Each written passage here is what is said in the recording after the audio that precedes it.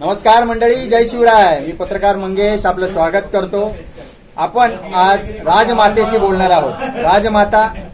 राजमाता काय सांगाल, काय भूमिका होती तुमची? नमस्कार.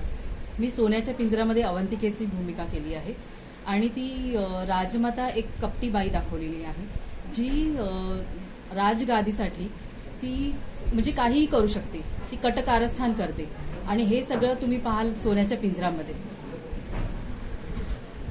राजमातेने सोन्याच्या पिंजऱ्यामध्ये नेमकं काय कटकारस्थान केलं? नमस्कार. सोन्याच्या पिंजऱ्यामध्ये पात्र आहेत विराज आणि अखिलज्ञ. विराज एक मंत्री आहे आणि अखिलज्ञ गुरुवर्य आहे. तर त्यांच्या मनामध्ये मी एक भ्रम निर्माण केला आहे. आपली एक वेगळी बाजू मांडण्याची हे केली आहे, प्रयत्न केला आहे.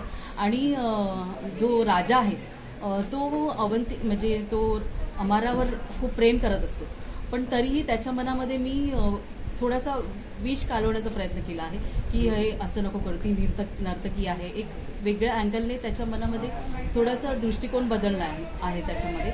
आणि त्यामुळे कसं सोन्याच्या पिंजऱ्यामध्ये नंतरच्या भागामध्ये त्याचं मनही बदलतं. म्हणजे त्याला असं इतर मंत्र्यांकडून जेव्हा काही गोष्टी ऐकायला मिळतात तेव्हा मग त्याचंही मत बदलतं आणि शेवटी तोही राजगादी सोडतो. आणि अवंतिकेला त्याच्यामध्ये फक्त राजगादीशी मतलब असतं आणि तेच या सोन्याच्या पिंजऱ्यामध्ये दाखवलेलं आहे. राजगादीसाठी वाटेल ते, ही होती राजमाता, विष कालवणारी, मनात विष पेरणारी. आपण राजमातेला यांच्या पुढच्या अभिनय प्रवासाला खूप खूप शुभेच्छा देऊया. आमच्याशी संवाद साधला त्याबद्दल धन्यवाद.